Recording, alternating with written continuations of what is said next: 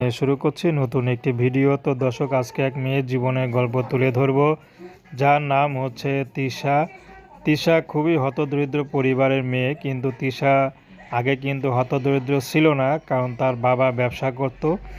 তো ব্যবসার কাজে ধরা খেয়ে তার বাবা মারা যায়। তো তার একটা ছোট ভাই একটা বোন আছে, আর তিশাই বড়। তিশার মা আছে, তো শেষমেশ তিশার মা সেলাই মেশিনের কাজ করে ইনকাম করো। তো তিশার অনেক আত্মীয়স্বজন ছিল, যাদের নাকি তিশার বাবা অনেক সাহায্য সহযোগিতা করেছিল, কিন্তু এখন তার বাবা নেই।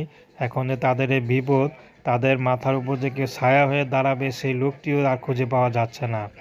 এর মধ্যে দেখতে দেখতেও তিশার বিয়ের বয়স হয়ে গিয়েছে, জীবনের সাথে লড়তে লড়তে। তো তিশা যে এখন বিয়ে শাদী করবে, সেই ব্যবস্থাকে করে দিতে পারছে না, তার পরিবারও করতে পারছে না।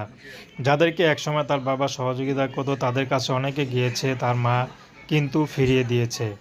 তো এখন তিশা বিয়ে শাদী করবে, এর জন্য ইউটিউবে এসেছেন। যদি কোনো ভাই বা ব্যক্তি তিশারকে পছন্দ করে, তাহলে সে যদি সরাসরি তার বাসায় আসতে চায়, সেটাও আসতে পারবে। কে যদি তাকে বিয়ে শাদী করতে চায়, বিয়েও করতে পারবে, তার বয়সটা যেমনই হোক না।